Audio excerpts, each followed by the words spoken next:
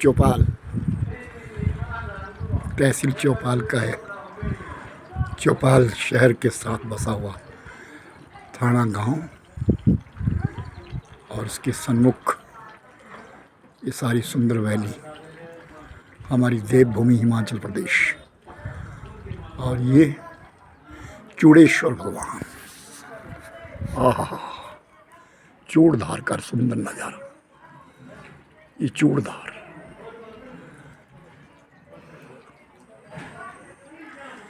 और ये प्रकृति का श्रेष्ठ नज़ारा जिस प्रकृति के लिए दुनिया तरसती है वो है भावमयी, बहुत सुंदर, अति सुंदर, वाह। और ये छोटा सा गांव शहर के साथ बिल्कुल बसता हुआ, जालियां बिछी हुई, सेबों के बाग बीचे लगे हुए हैं चारों तरफ, बहुत सुंदर, बहुत सुंदर। और इस तरफ भागवत कथा का पंडाल लगा हुआ है। ये सामने से नेरवा के लिए रोड निकल गया, बिल्कुल रोड के ऊपर ये गांव है। बहुत प्रिय, बहुत सुंदर। हरिओम। इतिहास का बंगाल के एक छोटे से गांव में रहने वाला एक बालक अपनी बूढ़ी अम्मा के संग रह रहा है।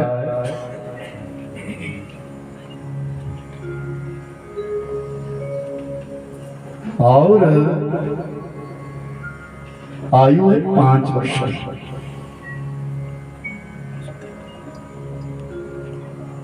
आंगन में एक बूढ़ी अम्मा खड़ी है, वो मांग रही है, बेटा कुछ मेरे लिए दे दो, मैं बहुत गरीब हूं, मेरे लिए कुछ दे दो, मैं बहुत गरीब हूं, निर्धन हूं, अकिंचन हूं, मेरे पास कुछ भी नहीं है। वो बालक अपनी अम्मा के पास अंदर गया। माँ, बाहर एक बूढ़ी अम्मा आई है और वो कुछ मांग रही है, दे देना, एक कटोरी चावल निकाल दे दे। अम्मा गरीब है, एक कटोरी आटा दे दे। नहीं माँ, बहुत गरीब है, उसने मुझे बेटा था,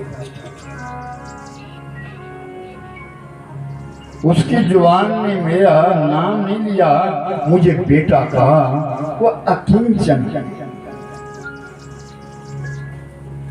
तू एक काम करना, तेरे हाथ में सोने के कड़े हैं, ये कड़े निकाल करके ना मैं उस अम्मा को दे दूंगा। जब मैं बड़ा हो जाऊंगा तो तेरे लिए इनसे भी अच्छे होंगे। और उस बूढ़ी अम्मा ने अपने हाथ के वो कड़े निकाले, अपने बालक के हाथ में दे दिए। और वो बालक उन सोने के कड़ों को लेकर के आया और बूढ़ी अम्मा की झोली में जा।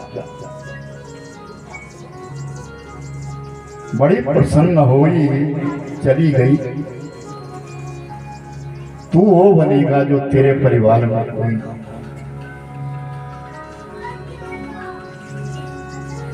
मानव के किसी हृदय सात्विक हृदय का आशीर्वाद दिया हुआ फलता है। वो बालक बड़ा हुआ, कलकत्ता नगर में काम करने लगा। देखते देखते उसकी महिमा चारों दिशाओं में छाने लगी। और एक दिन वो गांव में आया और अपनी अम्मा से कहता, अम्मा अपना नाप दे दे, मैं मेरे लिए ना सोने के कड़े बनाना चाहता हूं, अपने हाथ का नाप दे दे। वो कहती है सागर मैं अब बूढ़ी हो गई, मुझे उन कड़ों की जरूरत नहीं है, तू होनहार है, एक काम कर दे, मेरी मन की इच्छा क्या। कलकत्ता नगरी के बाहर हम रहते हैं ना, एक अच्छा विद्यालय बनवा दे और एक अस्पताल बनवा दे। उस बालक ने मां के चरणों में प्रणाम किया और बहुत बड़ा एक हॉस्पिटल तैयार करवाया और एक विद्यालय की स्थापना करी। और जिस दिन उसका उद्घाटन करने की बारी आई, उस दिन महामना को लाया गया तो उन्होंने उस बालक का नाम ईश्वर चंद्र विद्यासागर रखा। ईश्वर चंद्र विद्यासागर पश्चिम बंगाल का एक महान साधक, जिसने बहुत सारी पुस्तकें लिखी और दुनिया को दर्शन करवाया। याद रखना, हमारे लिए ज्ञान का एक सरल रास्ता पद्धति है, ज्ञान की किताबें हैं, पुस्तकें हैं, उनका अध्ययन करना हमारा काम है, कृत्य है। छोटा व्यक्ति भी हमको शिक्षा देता है, मत जानना कि वो छोटा है। हमारे देश के प्रधानमंत्री जिनका नाम लाल बहादुर शास्त्री थे, कुछ काल के लिए बने थे। और सुनिए, वो लाल बहादुर शास्त्री एक दिन अपने आंगन में बाहर रॉकिंग चेयर, जो बुढ़ापे की चेयर हुआ करती है, कुर्सी हुआ करती है, उस पर बैठे थे और अखबार हाथ में लिया है, उसे पढ़ रहे। इतने में आवाज आई,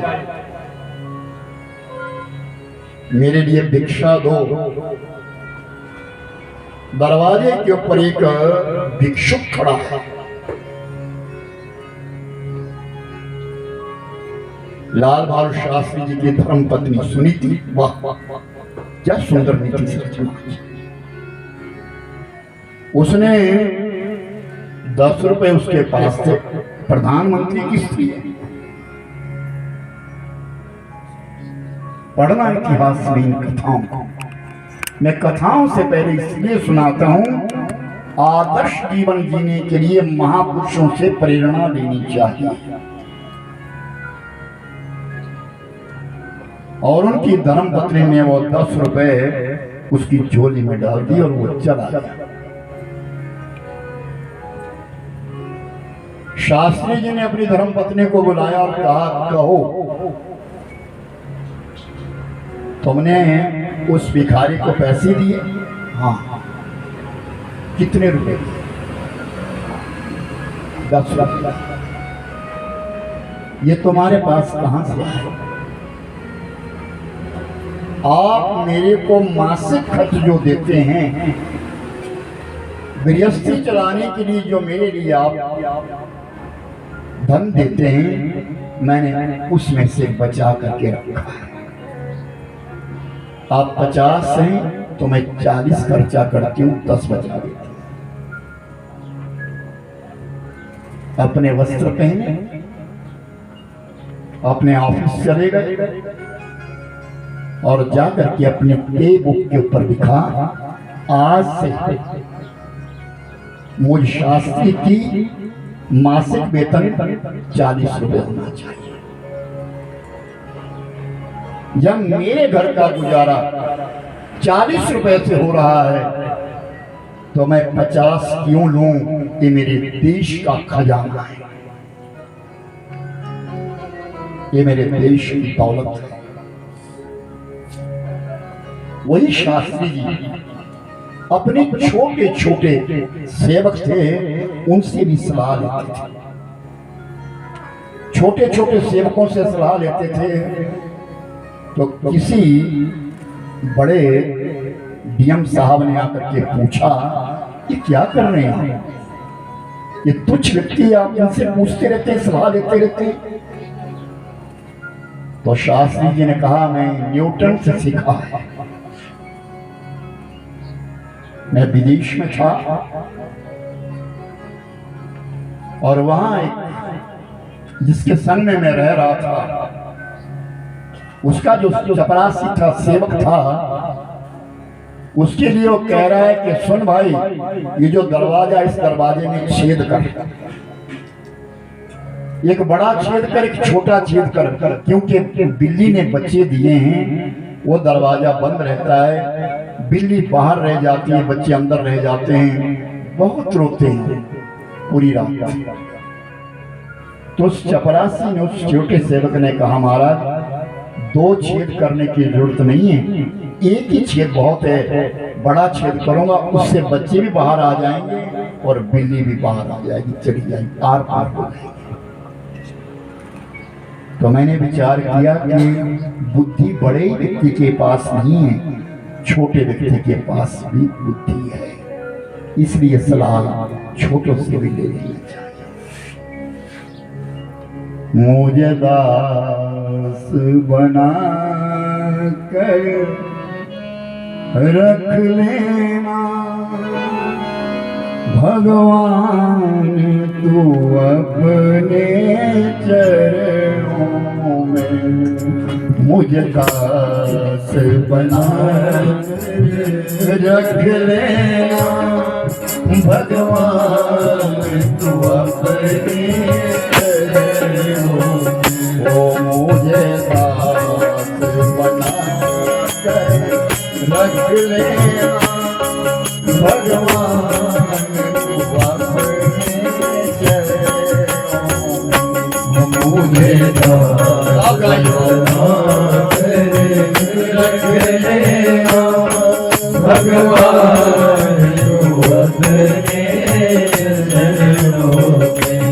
ओ भगवान, तू अपने चरणों में, भगवान तू अपने चरणों में, दीनानाथ तू अपने चरणों में, दीनानाथ तू अपने चरणों में।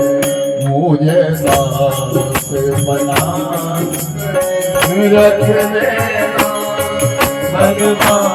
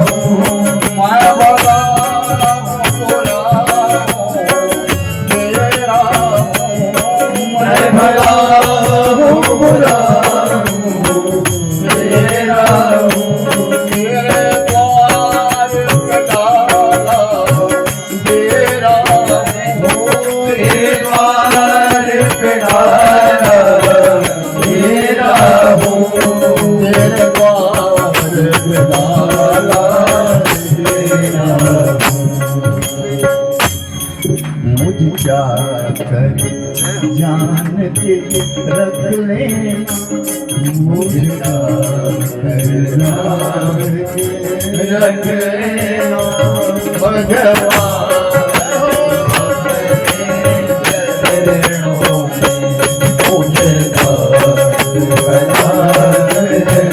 रख लेना भगवान तू अपने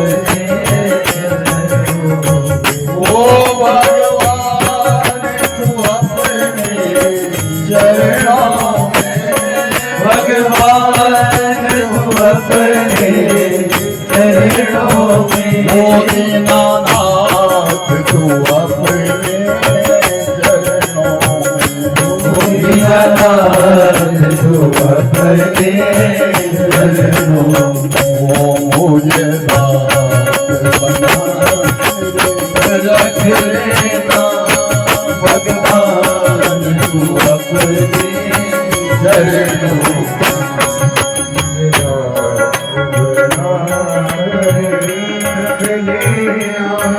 भगवान तू अपने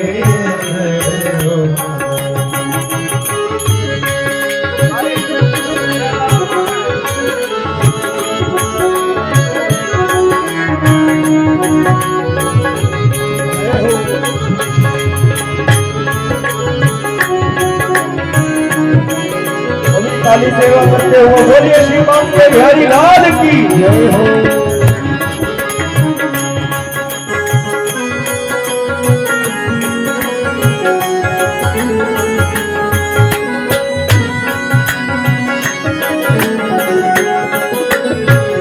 ओ तूने आदम से आदम को पारा है ओ तूने आदम से आदम को पारा है ओ तूने आदम से आदम को पारा है तूने आदम से आदम को पारा है उसमें हमारा है उसमें भी नाम हमारा है मुझे भार समझ कर वो मुझे भार समझ के रख लेना भगवान तू अपने मुझे रख लेना भगवान तू अपने ओ भगवान तू अपने चरणों में भगवान तू अपने चरणों में ओ दीनानाथ तू अपने चरणों में दीनानाथ तू अपने चरणों में ओ भगवान तू अपने चरणों में मुझे दास रख लेना भगवान तू अपने चरणों ओ भगवान तू अपने चरणों में ओ भगवान अपने चरणों में। अभिमान जीव का पतन कर देता है, झुकता है वो इंसान है, अकड़ना तो मुर्दे की पहचान है। सूखा लकड़ होगा कभी झुकेगा नहीं, गीली लकड़ी होगी धीरे धीरे करके जैसे आप उसको ढालना चाहे वो उस पर काट ढाल जाए। रखो भाई, अब कोई बात नहीं, बस बंद करो।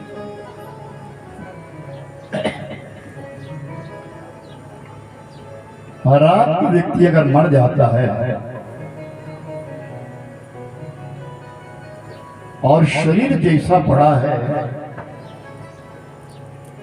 उसी प्रकार सुबह मिलेगा।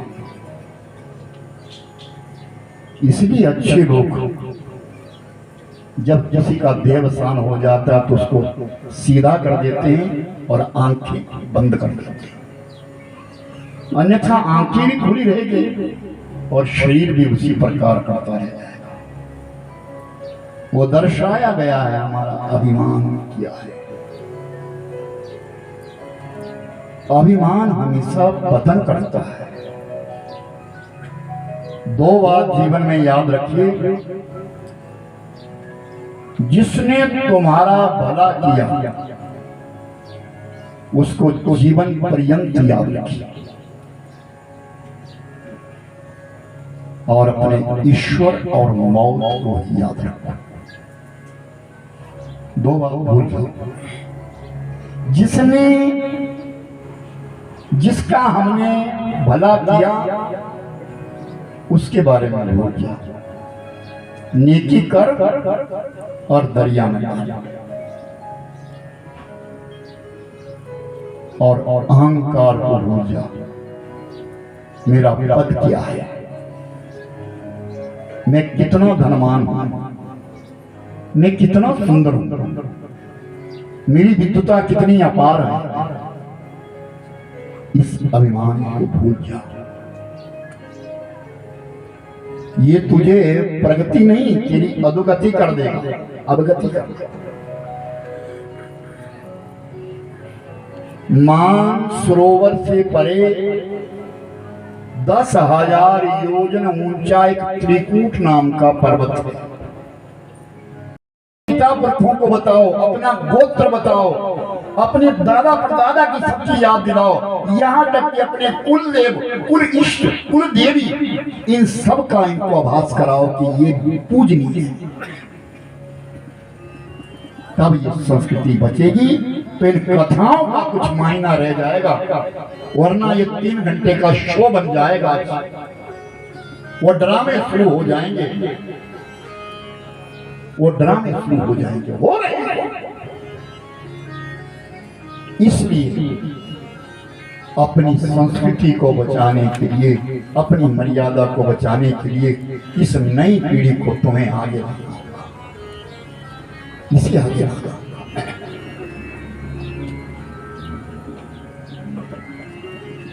तो हाथी ने आज बिछड़ के अपनी पीठ पर बिठाते हैं, वही बच्चे बड़े होकर के कहते तुमसे बदबू आ रही है पीछे, उससे बदबू आती है। ये आज का समय, जिस दादा दादी ने ना पाल पोस करके बड़ा किया, बड़े लाड़ प्यार से अपने पोते को खूब पालते हैं, लेकिन जब आज मॉडर्न बनता है ना, सुजानपुर में भी कथा थी, और उस दिन पेपर में मैंने, बूढ़ी अम्मा मर गई, उसके गांव वालों ने बेटे को टेलीफोन किया, वो दुबई में था, तेरी माँ मर गई है, मुझे फिल्म दिखाओ, मुझे वीडियो पे दिखा दो, कर दो संस्कार, मैं आ नहीं सकता। क्या अर्थ है उस संतान का, किस काम की है वो? मेरे पिताजी बड़े विद्वान थे, अपने यजमानों से कहते थे तेरे 4 बेटे हैं, पढ़ा तो रहा है तू, मगर एक को रहने दीजिए, जो ये भी फोड़ना पड़ेगा। इस मस्तक को फोड़ने वाला भी कोई चाहिए। पुत्र उसके लिए होता है जो अपने पिता, अपने माता की कपाल क्रिया को करता है। इसलिए संतान उत्पन्न की जाती है। मेरे बुढ़ापे की लाठी है मेरा बालक, गर्भ मैं जब डुलने लगूं तो मेरा बेटा मेरे साथ खड़ा हो। वो बालक, ये कथाएं सुनने पर मजबूर कर देती है मानुष को, उसके अंदर सोया हुआ जीव जगाती है कथा। हाथी ने जीवन भर ये विचार नहीं किया, जीवन भर ये, इसीलिए तो कहता हूं उसकी याद रखो, बारंबार याद रखो। अगर तुमने गुण धारण किया है, तुम्हारी जुआ के परिणाम है, मत भूलो, किसी भी स्थिति में मत भूलो उसके लिए। वो नाम जप करते रहो, तुम पर अंकुश लगेगा, तुम गलत हो नहीं सकोगे, तुम्हारा मन गवाह नहीं देगा, वो गलत काम की ओर जाएगा। तो प्रभुवर, आज मैंने सुना है ना, 50 रुपए से जिन्होंने 40 रुपए अपना मासिक वेतन करवाया था, वो हमारे भारत के स्कूल थे। उन लाल बहादुर शास्त्री ने प्रत्येक व्यक्ति से कहते थे सोमवार का व्रत करो, और अगर ये भारत सोमवार का व्रत करता है तो एक दूसरा भारत अन्न खाएगा। अन्न परमेश्वर है, अन्न की बचत कर, दाना दाना अन्न का उठा करके मस्तक में लगा करके हमारे बुजुर्ग अपने खजाने में डाला करते थे। अन्न बर्बाद नहीं होना चाहिए। आज किसी के यहाँ कोई मेहमान जाता है, टेबल भर देते हैं हाथी की तरह, और खाएगा नहीं, जो झूठा बचा गटर में जाएगा। कितना अपराध है, विचार करिए। हम अन्न का दुरुपयोग कर रहे हैं, सदुपयोग नहीं। अन्न उतना बनाइए अपने भंडार में जो तुम खा ले। उस मालिक की कृपा मानिए, हमें वो पच रहा, ये बहुत बड़ी कृपा मानिए। अन्न हमको पच रहा है जो खा रहे हैं, इससे ज्यादा और स्वस्थ क्या चाहिए। वो अन्न ग्रहण करिए जिससे हमारी बुद्धि सात्विक रहे। वो अन्न ग्रहण करिए जिस अन्न के करने के पश्चात हमारा मन पावन रहे, पवित्र रहे। वो अन्न ग्रहण करिए, उस अन्न में पवित्र पानी चाहिए, हमारा जीवन धन्य हो जाएगा। मेरे भाई बहन, हम तो हिमाचल वासी है, देवभूमि के रहने वाले। यहाँ तो हर इंसान देवता है। दो बात, अगर मांस ना खाए और शराब ना पिए तो मेरे भाई बहन इंसान स्वयं एक देवता है, क्योंकि हम देवलोक में, इस देवलोक है हमारा देवभूमि है। ये राजा महाराजा जो ऊंचे ऊंचे आपके बैठे हैं, ये राजा है। इन्होंने पुण्य कर्म कमाए जिनको आज आप पूज रहे हैं, चाहे ब्रजेश्वर है, चाहे सरकुल है, चाहे जो भी है, ये सब देवता बने हैं। ये राजा थे, इनका क्रम अच्छा कर। आज दुनिया नतमस्तक होती है, इनके अंदर वो शक्ति उत्पन्न हो गई कि वो दूसरों का भला करने में सक्षम हो गए। और तुम में भी ऐसा नहीं, सबके अंदर ये शक्ति है, लेकिन अपने अंदर सोया हुआ जीव है, उसको जगाना कठिन है। हमारा नियम नहीं रहा, हमारा कर्म नहीं रहा। आज तुम जिस दुकान पर खा रहे हो, जिस होटल पर तुम खा रहे हो, क्या कर रहे हो वहां लोग? जिन पात्रों में तुम खा रहे हो क्या कर रहे हैं? सुनने में आया कोई मूत रहा है, जूस पिला रहा है, कोई थूक रहा है, वो हमारे धर्म को भ्रष्ट कर रहा है। कर क्या रही दुनिया? आज जो तुमने गोडे से ऊपर पजामा पहनना सीखा वो हमारा है, वो मुसलमानों का है। बचाओ अपने इस देश के लिए। जिससे तुम सामान खरीद रहे हो, पूछो तू है क्या हिंदू कम है? आज दर दर भड़क रहा है हमारा हिंदू। बच्चे पैदा मत, ऐसी सरकारें आई, बच्चे पैदा मत करो, हमारे यहाँ बच्चे मत करो, उनको दत्तक करो। गजब की बात है। बनाओ मकान जितने मर्जी बनाओ, रहेगा कौन? संजौली के अंदर छोटी सी घटना घटी, कितना बड़ा प्रभाव था, किसी को पता नहीं चला। 3 मंजिल की मस्जिद बन गई। कहां थे ये देश के लोग? कहां थे राजनेता? क्यों नहीं हुआ हमारे यहाँ ऐसा? आज हिंदू क्यों डर रहा है? किसलिए भय कर रहा है? कुल्लू में जाइए, कुल्लू की बात है, जिस दिन वो वीडियो वायरल हुई थी, एक माता की, वो नाप देने गई, कपड़ों का नाप देने गई, वीडियो कैमरा लगा था। उसके बाद बंदे को पकड़ा तो उसने वीडियो वायरल कर।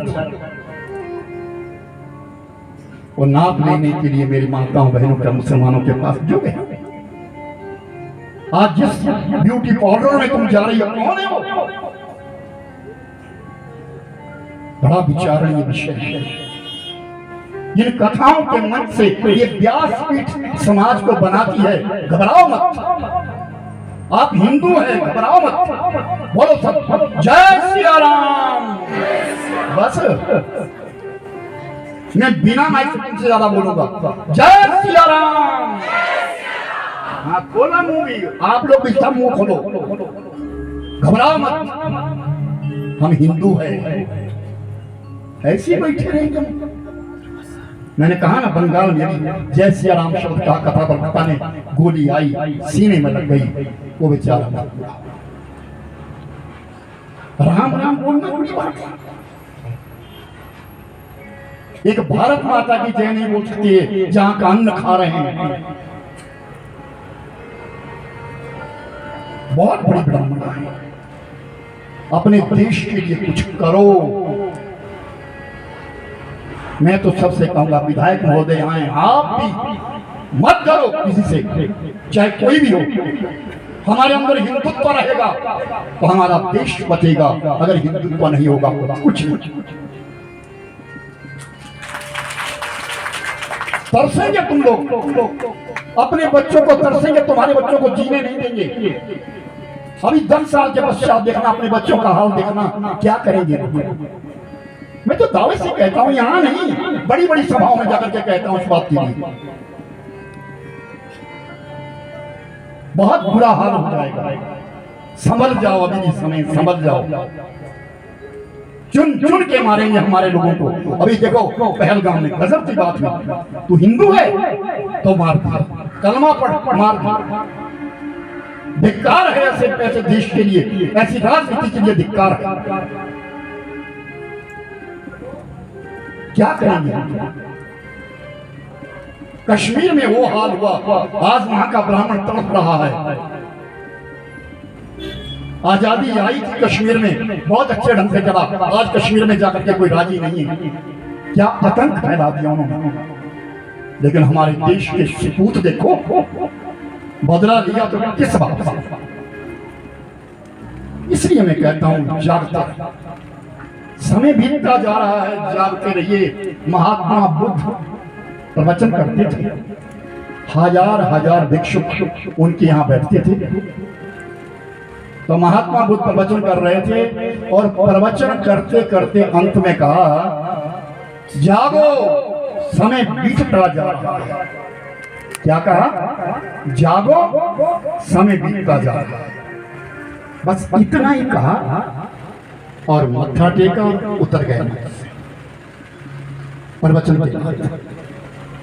उनका एक शिष्य जिसका नाम है आनंद, वो आनंद को कहा, आनंद चलो थोड़ा घूमने का मन है। आनंद के साथ अपनी खड़ाओं पहनने के लिए मुख्य दरवाजे पे पहुंचे। दूसरे रास्ते से अंदर से एक सुंदर युवती, सुंदर स्त्री है, बहुत सुंदर स्त्री है, वो आई और बुद्ध महाराज को प्रणाम किया। महाराज, अच्छा किया आपने समय पे जगा दिया, मैं तो भूल ही गई थी। मैं नर्तकी हूँ, मैं नाचने वाली हूँ। आज नगर सेठ के बेटे की शादी है, मुझे वहां नाचना है। आपने अच्छा किया, जगा दिया, मैं जा रही हूँ, आपका धन्यवाद। और वो चली गई। उसके पश्चात एक व्यक्ति और आया, उसने कहा, महाराज धन्यवाद आपका, मैं एक चोर हूं, भूल गया था, मैं एक चोर हूं, मैं भूल गया था।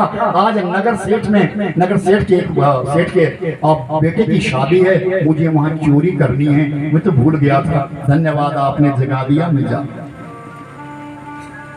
उसके पश्चात एक वृद्ध व्यक्ति आया, उसने महात्मा बुद्ध के चरणों में प्रणाम किया। महाराज, सारा जीवन सोया,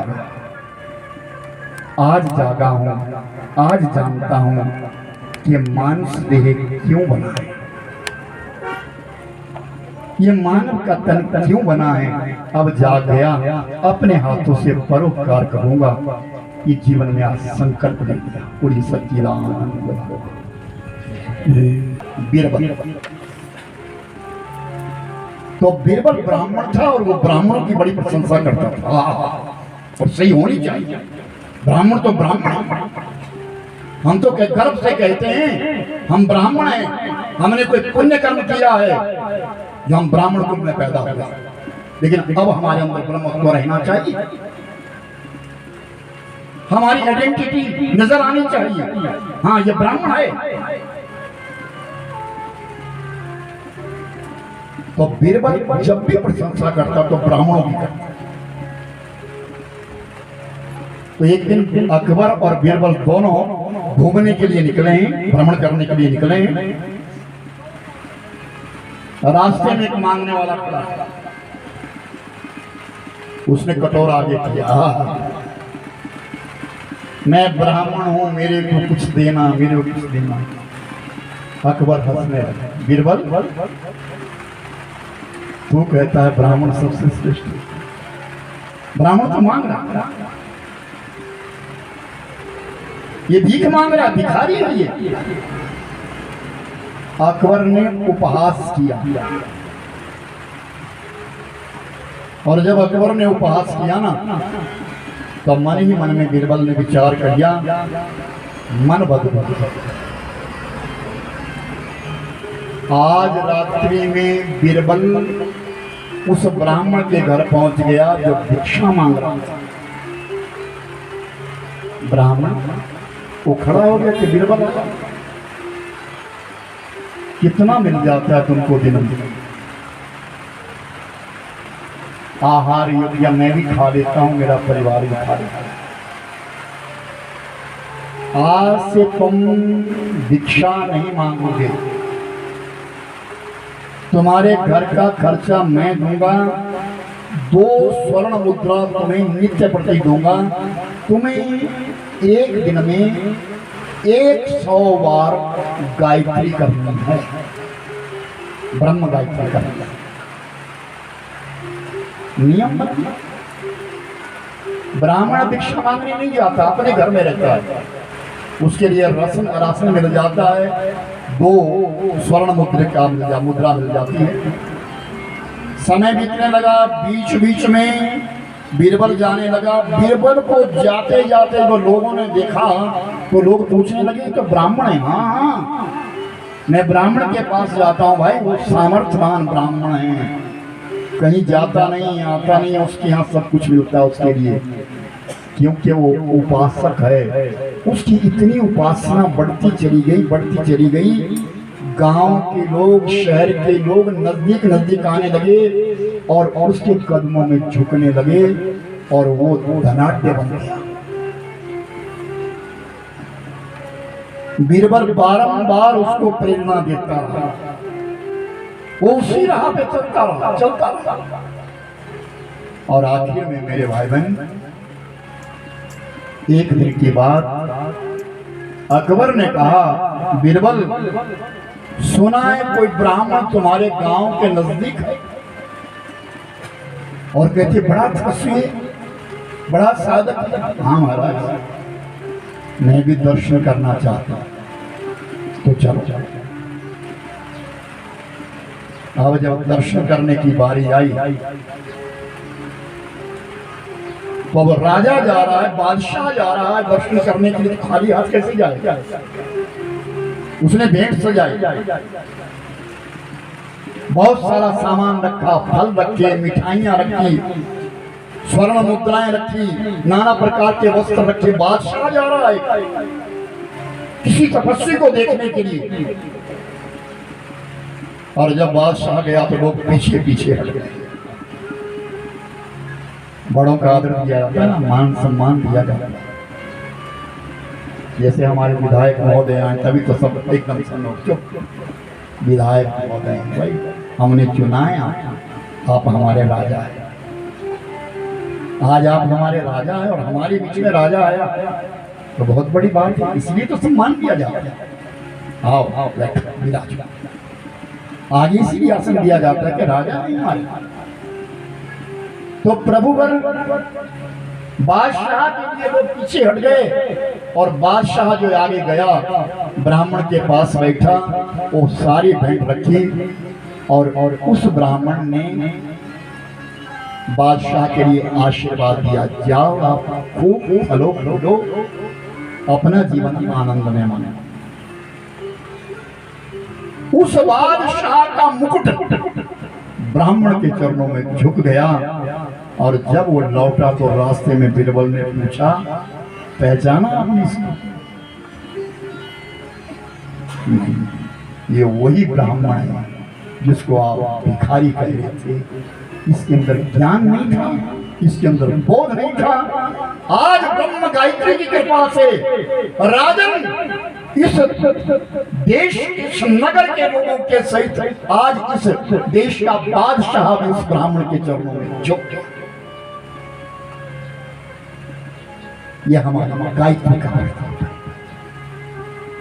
आज भी अगर मैं दावे से कहता हूं कि कोई ब्राह्मण 1000 ब्रह्म गायत्री नित्य प्रति तीनों प्राणायाम करने के पश्चात श्राप विमुक्त होने के पश्चात अगर करता है तो श्राप देने में और वरदान देने में आज भी सक्षम है। अरे सो मत भाई। जय सिया राम। भात बनकर के तैयार है।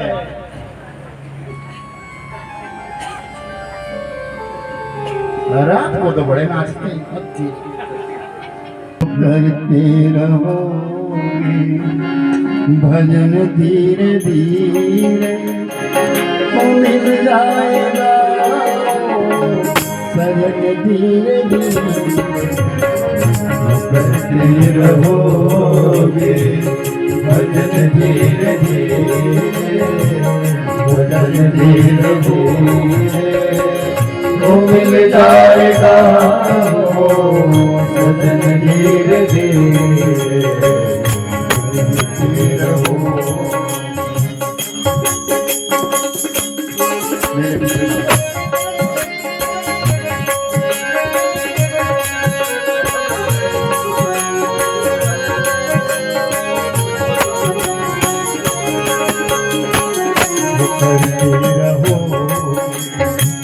भजन धीरे धीरे जो करते रहोगे भजन धीरे धीरे मिल जाएगा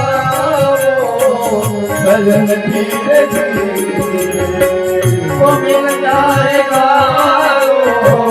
भजन धीरे धीरे जो करते रहोगे भजन धीरे धीरे जो करते रहो भजन धीरे धीरे तो मिल जाएगा भजन धीरे धीरे तो मिल जाएगा भजन धीरे धीरे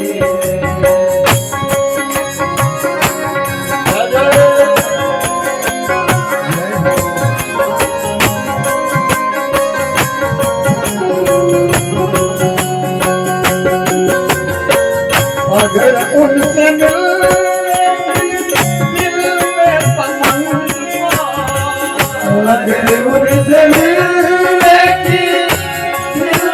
तमन्ना अगर उनसे मिलने की दिल में तमन्ना अगर उनसे मिलने की दिल में तमन्ना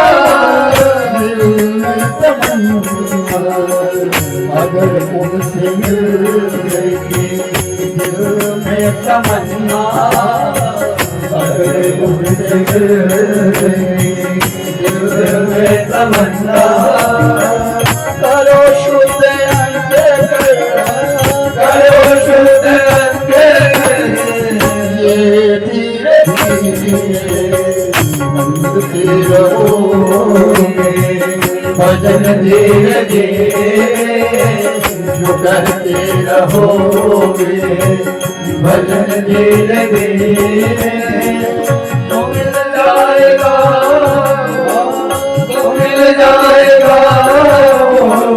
भजन धीरे धीरे जो करते रहोगे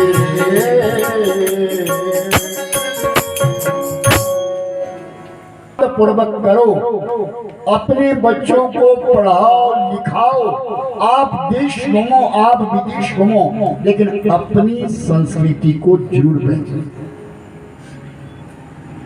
मैंने कहा ना इन बच्चों को आप कॉन्वेंट स्कूलों में पढ़ा रहे हो जहां जहां भी भेज रहे हो इनको ये दर्शाओ हमारा गांव क्या है हमारे देवता कौन है हमारी देवी कौन है हमारे गुरु कौन है हमारे आदरणीय कौन है हमारी श्रद्धेय कौन है हमारे पूजनीय कौन है ये बताओ। तुम्हारे बच्चे को ज्ञान हो जाएगी। पूजा करने के लिए बैठो तो बिठाओ अपने बच्चों का जन्मदिन मोमबत्तियां जला करके मत करो। भगवान की पूजा करके करो, संतों के चरणों में गिर के करो, देवताओं के यहाँ भजन करके करो, अपने बच्चे को दीर्घायु का आशीर्वाद। बाबा फरीद एक बड़ी संत जमुना पार रहते थे, जलेबी के बहुत शौकीन थे, रज रज के जलेबी खाते थे। कोई वक्त आएगा तो जलेबी खाएंगे बड़े आनंद से। और एक बूढ़ी अम्मा जो दिल्ली के कोने में रहती थी, लोगों के घरों में बर्तन साफ करती, झाड़ू लगाती, वहां से जो कुछ बचा खुचा मिलता उसको ले लेती, अपना और अपने छोटा सा बच्चा था उस बच्चे का गुजारा करती। उसके बालक का जन्मदिन आया,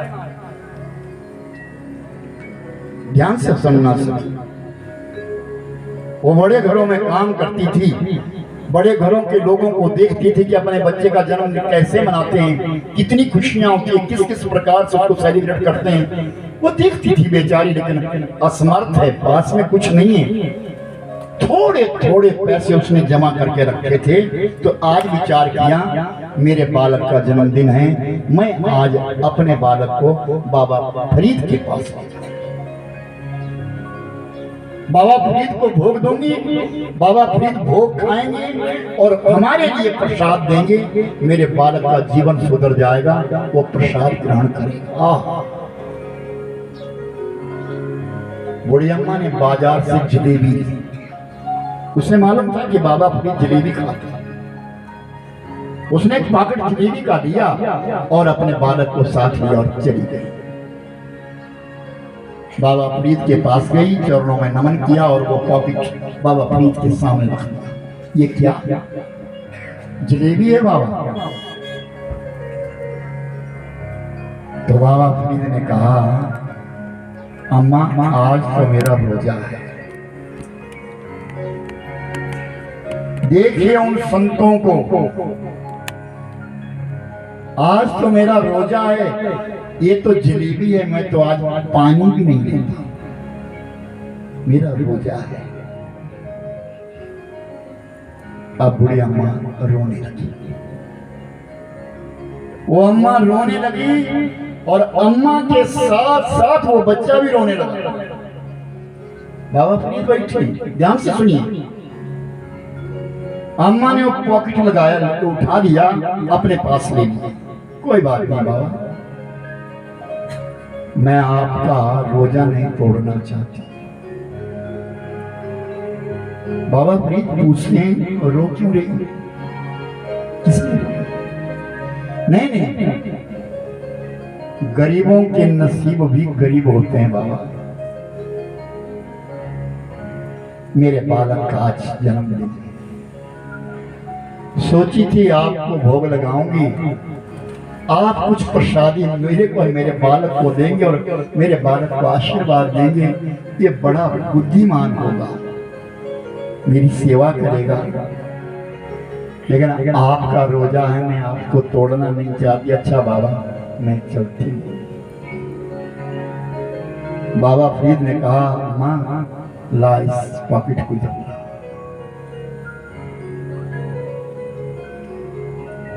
बाबा आपका रोजा है, कोई बात नहीं है माँ, मेरा खुदा रूठे सो रूठे, लेकिन तेरा और तेरे बालक का अगर दिल टूट गया तो मेरा खुदा मुझसे रूठ जाएगा।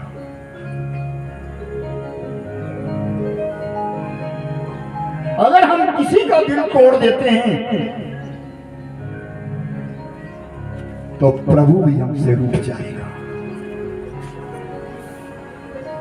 अनर्थ। ध्यान रखना मेरे भाई बहन, हमारे द्वारा अगर कोई अपराध हो जाए तो क्षमा मांगना, जीवन में दो सूत्र अपनाइए, क्षमा मांगना और क्षमा देना। दया में भी कठोरता है, दया शब्द भी कठोरता से भरा हुआ है। क्षमा, क्षमा शब्द बड़ा पावन है। देवराज इंद्र के लिए अभिमान है। और शंकर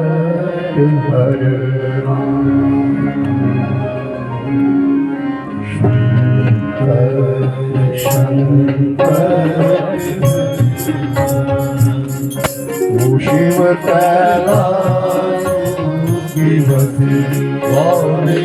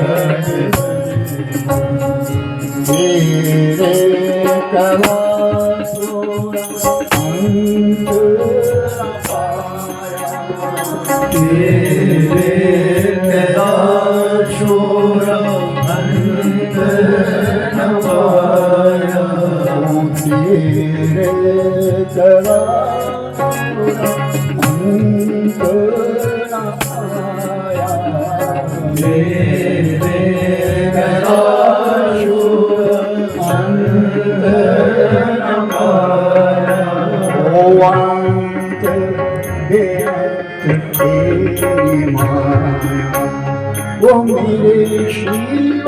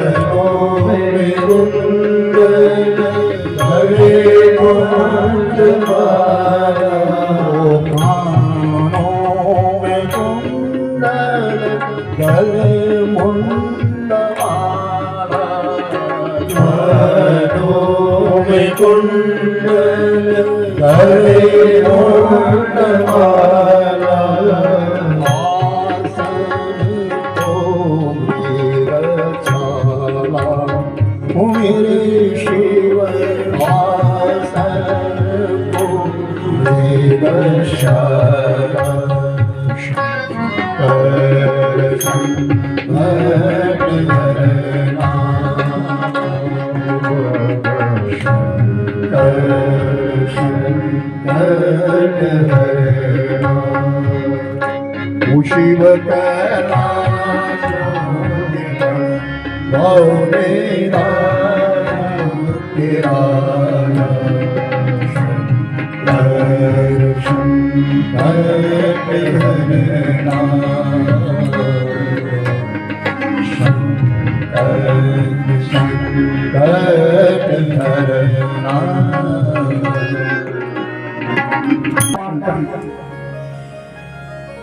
इन पहाड़ों के समूचे पहाड़ उत्तराखंड के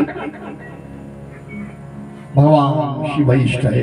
ये राधे राधे से लोग अब बोलने लगे, नहीं तो यहाँ दो नाम लिए जाते थे, राम राम बोल भाई, राम राम बोल, अन्यथा इष्ट भगवान शिव है। शिव द्रोही मम दास कहावा, सो नर सपने हो ही न पावा। भगवान राम कहते हैं कि जो शंकर जी से द्रोह करता है वो स्वप्न में भी मुझे नहीं पा सकता। राम को पाने के लिए शिवोपासना करना अनिवार्य है, और शंकर जी को पाने के लिए शंकर विमुख भक्ति चाह मोरी, सा मूड की नार मत थोड़ी। वो अज्ञानी है जो शंकर से विमुख होकर के मेरी बुद्धि चाहता है। भगवान हम पहाड़ियों के तो मेरे भाई बहन इष्ट है भगवान शिव। युवा युवा पे मंत्र रहता है नमः शिवाय। मंत्र में महामंत्र है भगवान शंकर जी का, पंचाक्षर मंत्र है, महामंत्र है ये नमः शिवाय। खूब जपिए, उठते बैठते चलते फिरते गिरते पड़ते नाम लो उसका, नाम जप करो, अपने पास धन जमा करो। दौलत तुमसे नहीं पूछी जाएगी, तुमसे पूछा जाएगा नाम धन कितना है तुम्हारा। आज सब देवता और दानव कैलाश पर्वत पहुंच गए, आपके लिए भेंट लेकर के आए।